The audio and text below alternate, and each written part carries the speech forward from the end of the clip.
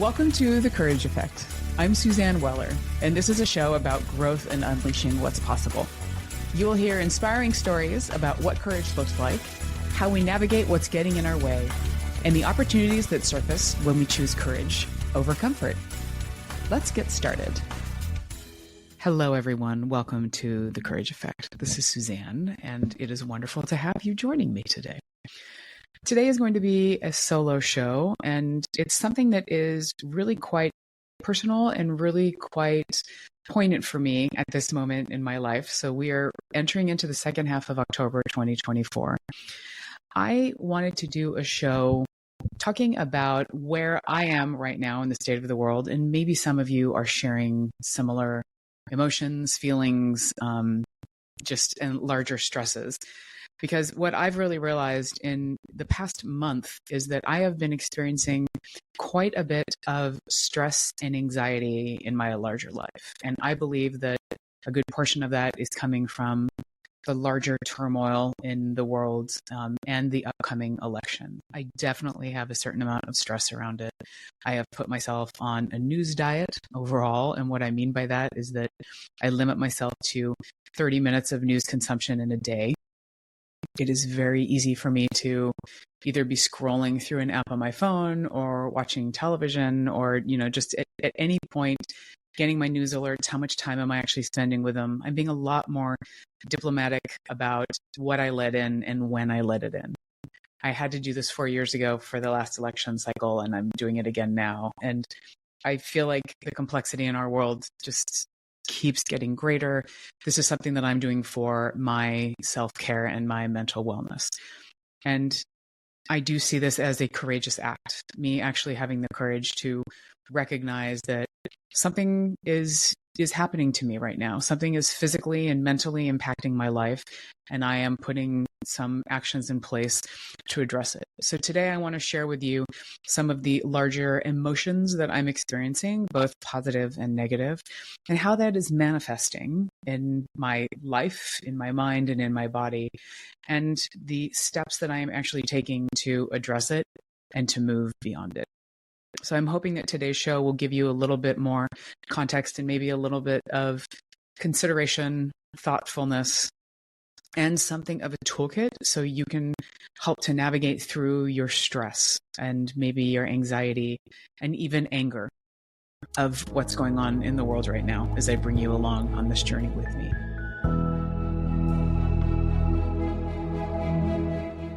About 6 weeks ago, I woke up on a Saturday morning, great morning, drinking coffee with my husband, and I felt a twinge in my shoulder. And this is a recurring twinge that I've had over years. I mean, I've had recurring neck and shoulder issues, but it came and it has not gone away. I didn't do any specific movement. There was no specific action that happened. But essentially, all of the stress that I was holding in my body, the physical manifestation of the larger stress that's happening in the world and some of the anger that I have around what's going on, has really just been showing up in incredibly tight muscles and pain. So since then, I've seen a doctor. I've actually started a physical therapy routine to work on it. But it's really, I'm having the courage I have to listen to my body. I'm in a certain amount of pain right now. It has required me to pay attention to what is really going on, because it's not just about the pain that I'm experiencing, but it's where is it coming from and how can I start to unravel that? And obviously I'm doing that physically with my physical therapist and just the larger exercises that I've been integrating into my life. But it's also the practices that I've put in place for myself on an emotional level. The ability that I've given myself to understand what are the emotions that I'm feeling right now. How do I address it? What's the information? What's it telling me? And what do I do with it? So today's show, as I said, is going to be about this. And that was really the instigator for me. So this level of pain is something that I have had in various levels over the past 6 weeks. It's been quite acute. It's been a dull, numbing pain, but it's never quite gone away. So it's like this constant little reminder that is poking at me and reminding me to take care of myself, to remind me to tend to myself and what is happening inside Suzanne. Let's talk a little bit about emotions, how we have a better idea of what emotions we're feeling, how we can unpack that and unravel it, and how that shows up in our body, and how that might also show up in our relationship with other people, how we're showing up every day, and also in our relationship with ourselves, because that is the thing that is going to be fueling how we feel every day, how our body is responding to the various things that we're manifesting in our muscles and our bones. But my body is telling me something that I have been listening to and I'm continuing to listen to. A lot of this for me is starting with, what is it telling me? And what this pain is telling me is that it is larger stress. It is this anxiety. And for a number of months now, especially with all of these things happening in the larger world, this is chronic stress. And there's a great book by R. Douglas Fields called Why We Snap. And this is really talking about anger and rage and emotions overall. He has this great quote: chronic stress literally rewires the rage circuits in your brain. When we are under chronic stress, we do not necessarily have the ability to respond to emotions and situations in a way that we would when we're feeling better, when we're not under chronic stress. So it breaks down our resilience and our adaptability to getting annoyed at something, getting frustrated. And what I have really learned over the years, and one thing that has been an incredibly valuable resource for me, is learning the term emotional literacy and how I actually talk about emotions in my life. And I use this a lot with my clients, because the idea is that, when we talk about emotions overall, we tend to think that, when we say, well, how many emotions do you think there are? And the average person in the world actually says less than 10. They say, mad, happy, sad. They give you, there's a few of them, but in reality, there's hundreds of emotions, and they're all at different levels, right? We have like the higher level ones, but what is really, what I like to say, beneath the surface? If it was an iceberg, what you're feeling is on top, that emotion, that response, but what's going on beneath the waterline? And when we have the ability to dig a little bit deeper into that information, this is where we have the ability to really understand what is bothering us. So chronic stress can be something that it's coming from many different places. And we always have this balance of positive and negative emotions in our lives.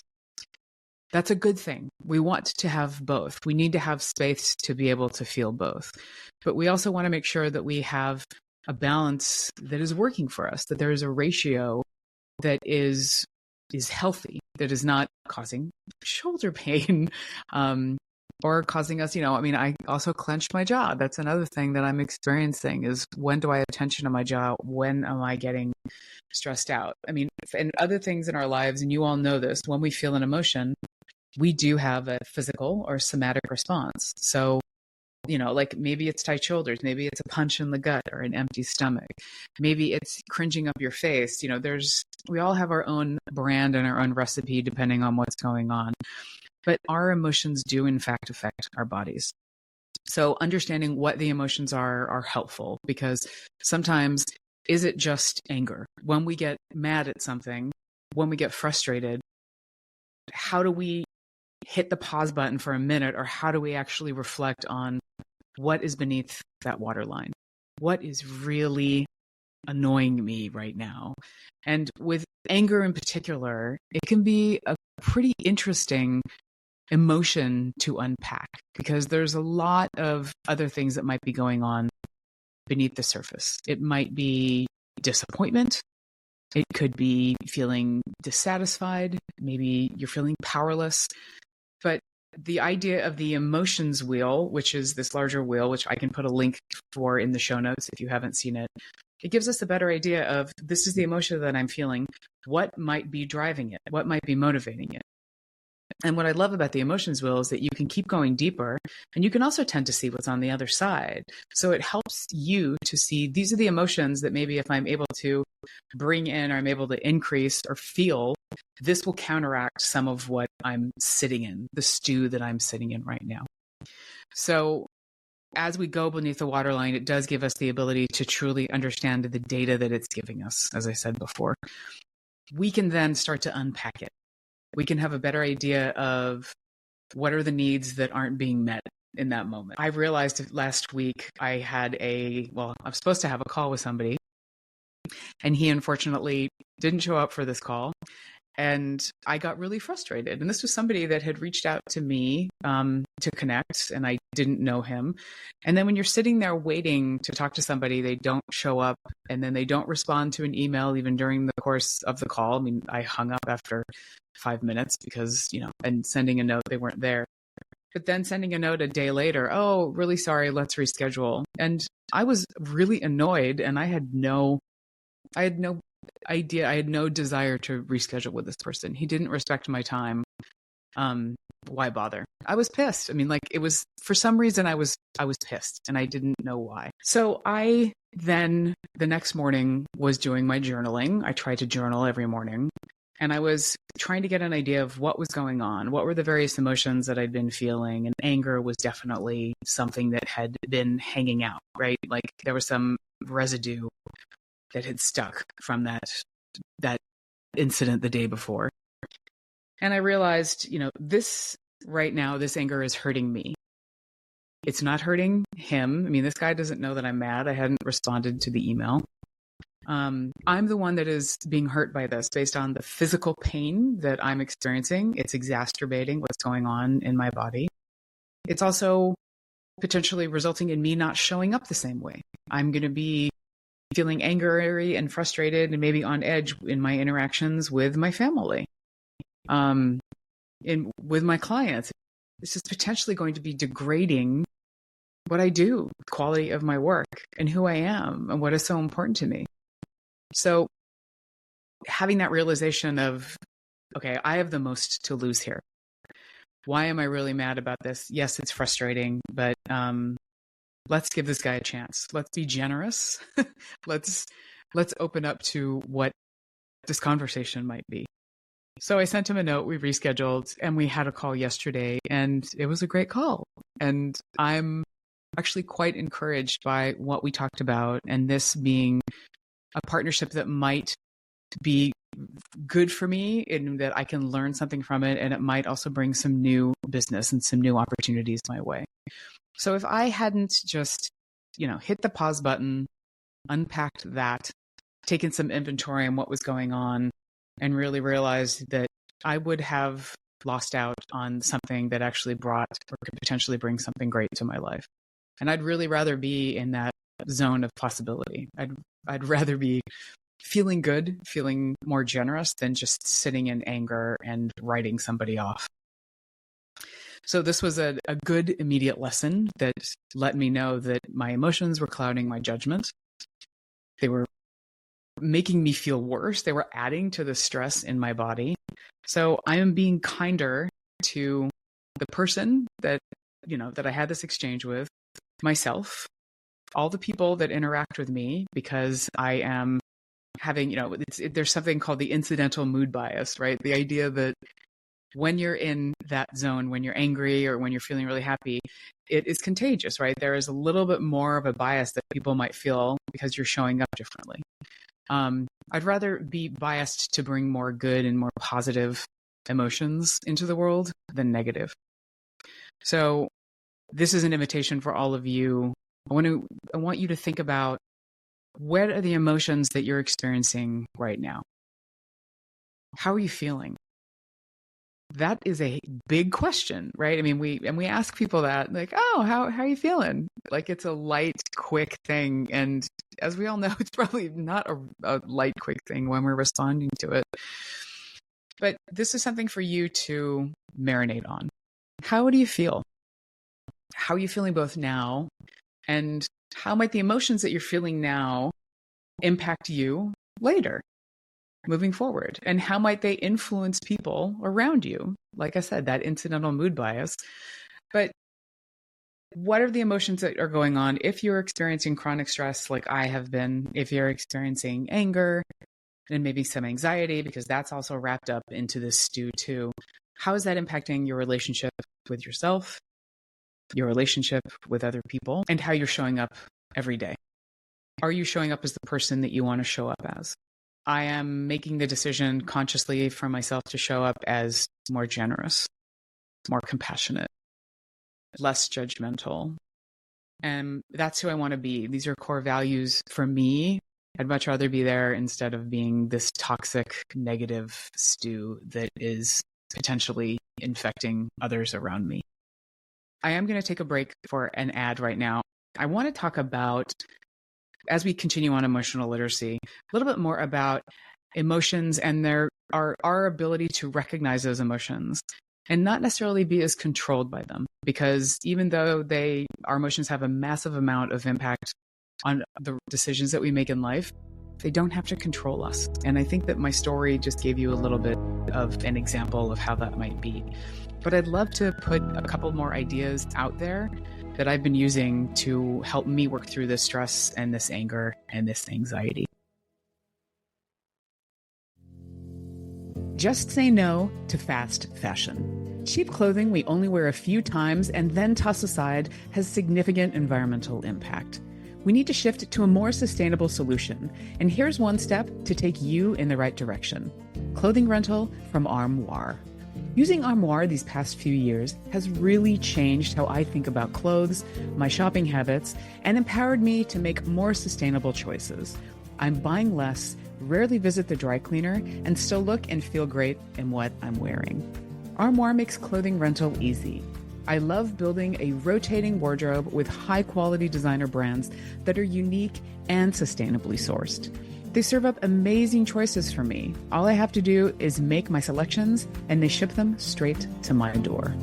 If you're ready to curate your dream closet, you must try Armoire. And right now, my listeners can give Armoire a try and get up to 50% off their first month. That is up to $125 off. Just visit armoire.style. That's ARMOIRE.style/The Courage Effect to get up to 50% off your first month. Imagine a beautiful, stress-free, and environmentally conscious wardrobe. Try Armoire today.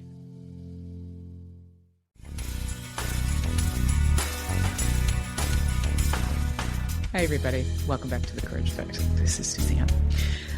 We are talking about emotions. We're talking about anger. We're talking about anxiety and chronic stress, some of the things that I've been dealing with over the past couple of months.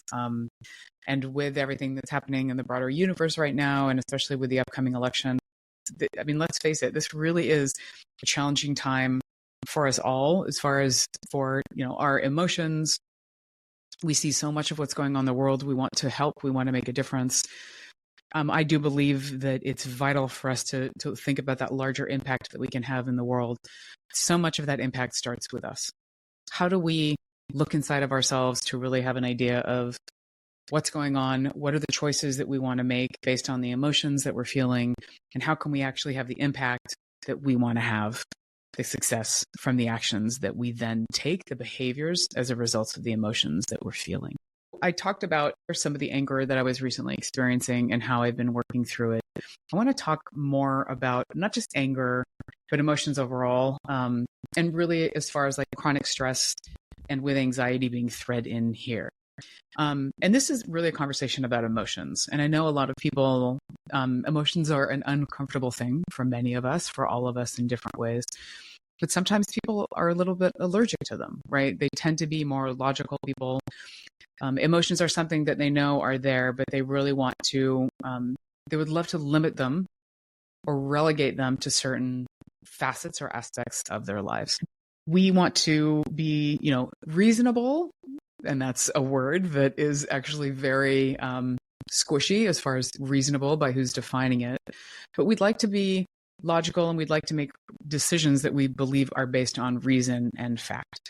Emotions do come into play, but there's something about, wanting to make sound decisions that we feel good about, that give us stability, that give us the, some equanimity, as it would be, to sit in logic and reason and just feel solid. I would also say that, emotions are a big part of our lives. We know that they play a large role in determining our actions.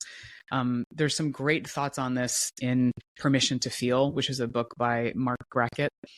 fantastic book, talks a lot about emotional literacy. But it's the idea that we can't just squelch our emotions. We can't just push them down and pretend that they don't exist.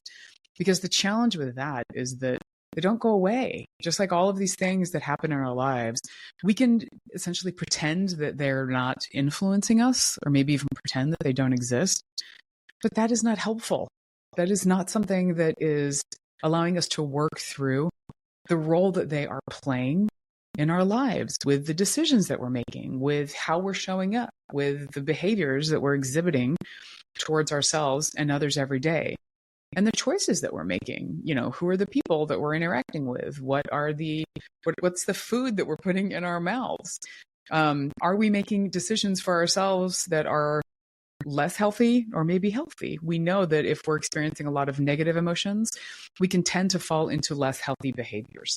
And that has a much larger impact as far as our longevity and also maybe our future emotional state. Because instead of actually addressing it and allowing us to potentially work through negative emotions and make them positive, we are potentially just digging ourselves in deeper. As we get a greater emotional awareness, these are the things that can serve as information. When we're actually going below that waterline, I'm feeling angry. Am I disappointed? Like, is this frustration? Is this anger about some other need that isn't being met? When we start to dive deeper, we have a better understanding of what is motivating us, what we need, and what we need to tend to. And as a result, we can then make a decision for how we're going to respond to any given situation. It's actually really interesting too with anger, because research has told us that when people are angry, we tend to believe that individuals are at fault for what is going on. So it's very easy for us to blame other people when we're mad. And obviously, that's a dangerous thing, because we're blaming other people for things that aren't necessarily their fault. And we are maybe scapegoating. We are not taking responsibility for where we are experiencing anger and what we might be able to do about the situation, where we might be able to have control. And I know that's where it gets really difficult, is when we don't feel we have any control. And that honestly has been a big thing for me over the past couple of years. With a lot of hard things happening in the world, just with world affairs, with friends that have been battling sickness, with friends that have been dying, I don't feel like I've had a lot of control over things.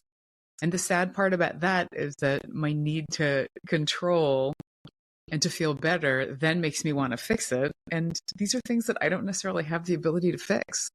So that tendency to fix really is a fallacy, right? It's the illusion that I have the ability to control and to fix something.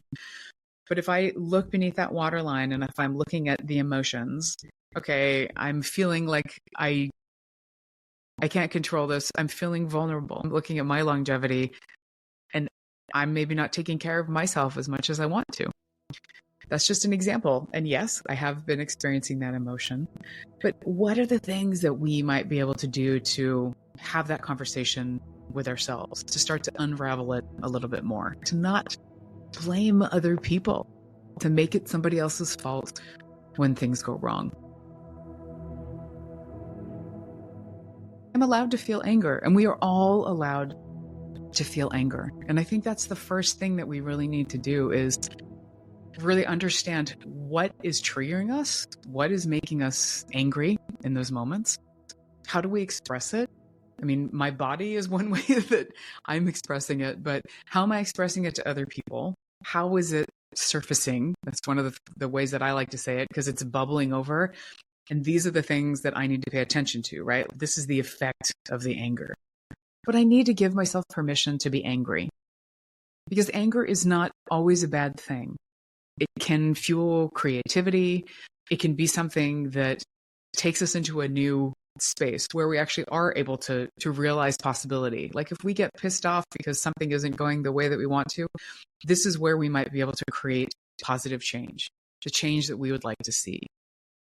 Giving ourselves permission to be angry, but is it potentially like dirty fuel, like bad anger, where it isn't productive? It is potentially getting more detrimental for ourselves. Is it manifesting in a way that I don't want it to, as opposed to me channeling it into something where I might be able to do something creative, or I might be able to do something positive with it? Once we start to unpack it, we'll understand what needs aren't being met. We need to start to put together a plan, because understanding where it came from and what our needs are doesn't necessarily mean that you know what to do with what's next. And how do you actually stop it from happening, or how do you diminish it from getting more activated in the future?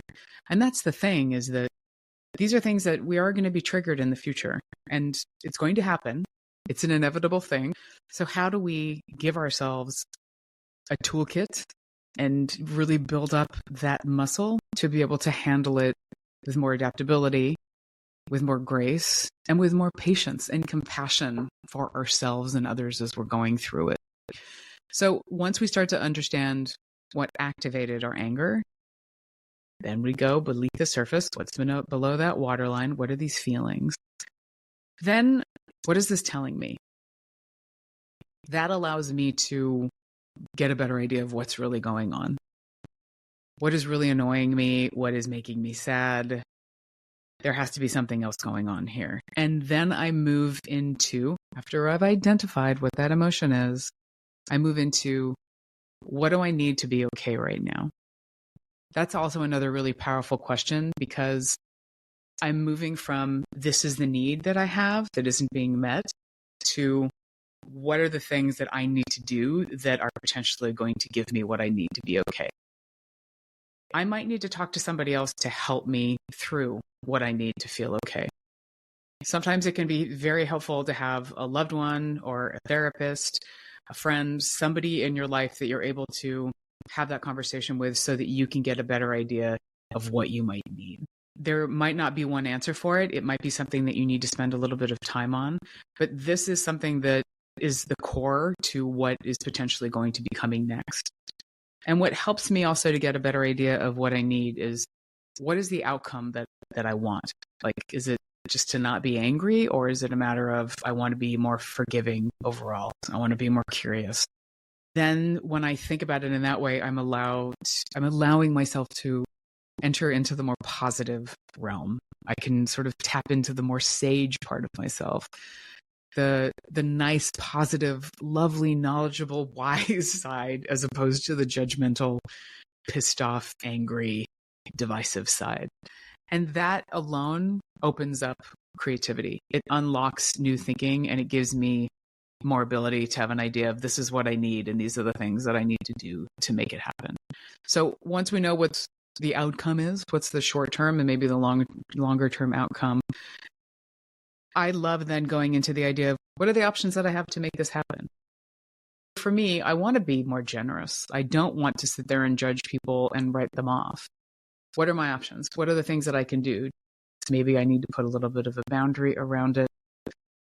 Having a better idea of what are the options gives us the knowledge and the wherewithal to make a choice for ourselves, and to have a better understanding of, there's more than one way to approach it. Choice can be a really wonderful thing, and the idea of us creating options for ourselves, creating choices, we just feel better informed and more autonomous, right? Like, we have more agency, we're more ready to step in. And then finally, once you have those options, what's the upside and what's the downside? Just because it might be something that helps you to get there doesn't mean that it's not going to have a downside to it. There might be costs. There might be things that you need to do that you don't necessarily want. What are the challenges? What are the things that you're putting in front of you that might be difficult? But if you then start to weigh out that cost and know that it is worthwhile, then that's the decision that you can make. And you know, this is the cost, but it's worth what's on the other side. It's worth the investment. Your return on investment is going to be great enough for you to do it. As you then start to move forward with it, think about, communication can be a part of this. We can be angered, or we can be frustrated, or we can be wronged by somebody. And our resolution is communicating with them. If communicating is going to be a part of you working through it, which, if you realize that that's what you need to do, that's a courageous act. And it's one that I definitely recommend putting a little bit of preparation into. because it's not just about getting your emotions out there, but how do you have a conversation that moves you forward, that helps you to reconcile what you're wrangling, to help you resolve that anger. So think about what success looks like on the other side of that conversation. What might be the things you need to say to help you to achieve that, and how and when you're going to say it. And the other thing that I would also say about this is that that person might not apologize. Maybe you're looking for an apology. You might not get it. That can be really hard. Maybe having that conversation and working through it with somebody is going to be enough for you. Maybe that's success. If you don't have the ability to change the outcome of how that person feels or the larger forces that are impacting it, again, go back to your needs. What are the needs that weren't being met as you worked through this? And how can they be met in other ways? We need to work on resolving these situations, these emotions, these patterns, and not necessarily fixing them. I feel like we add more stress onto ourselves when we say, I'm going to fix it, as opposed to resolving it. Because with resolving it, like, we're going to work through it. We don't necessarily know what's going to be on the other side, but it is going to be part of that process. And for me, I'm going to be better for having gone through that process. It's going to give me a way to have worked through that emotion in a positive way, as opposed to it taking me over, me walking around in this constantly triggered state and having pain in my shoulder. It's going to take time, but I need to work through ways to dispel the anger and not create more anxiety for myself, because anxiety overall is this, again, like, that's another layer of white noise that we all have. We only have so much control. With anxiety, what is it telling you? It's almost like an overprotective best friend, right? It's telling you to take care of yourself. It's telling you to pay attention to something, maybe more than you want, because anxiety can be a really exhausting and difficult thing to deal with. But again, what are the needs that aren't being met that you might need to be paying more attention to? Maybe it's an alarm bell of some sort for you to work through it. And it's always helpful for me with anxiety to think about, instead of pushing it away, welcome it in, invite it in. What is it telling me? What can I do about this? And again, what do I have control over? What in this scenario, what in this situation do I have the ability to respond to in a different way? Can I influence? And sometimes that's just going to be my emotions around it. So again, then we can go back to this process of the needs that are being met. How can you really and truly reconcile what's going on with you in the shorter term and the longer term, and how you can put some solutions in place to address that?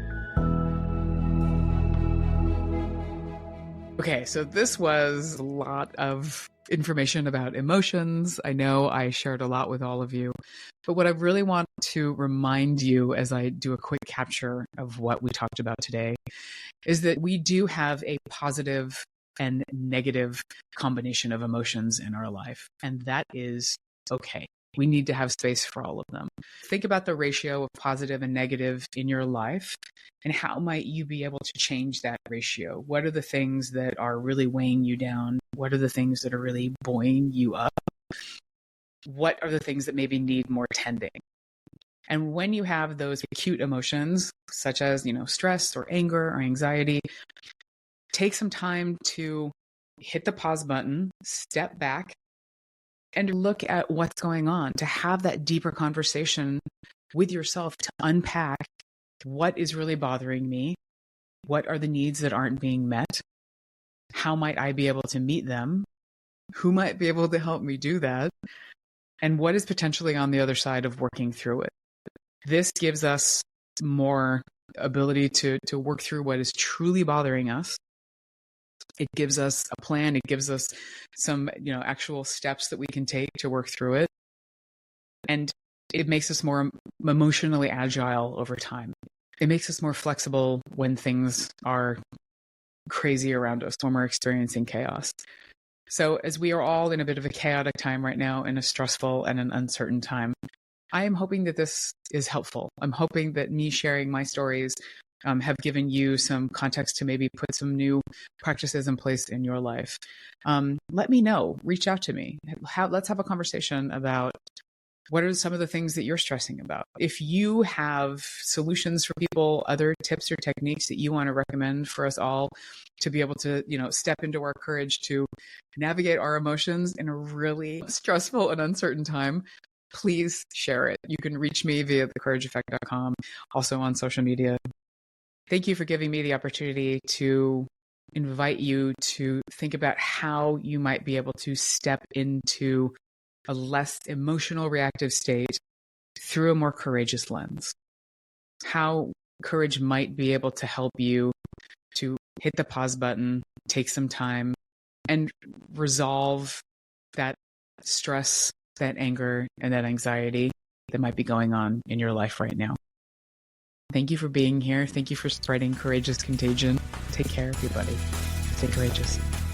The Courage Effect is brought to you by Weller Collaboration. We partner with individuals, teams, and organizations to enhance leadership, increase agility, and build effective teams. More information about us is available via the links in our show notes. Please spread the word about the Courage Effect. Rate and review your favorite episodes on your favorite podcast platform. Share with your colleagues, family, and anyone in your universe who might be inspired by a good dose of courage. If you have feedback or stories to share about the show or would like to apply to be a guest, please contact us via our website. Benny Mathers is our producer. Dave Nelson composed our theme music. Alex Sandyforth is our administrative maven, and I'm your host, Suzanne Weller.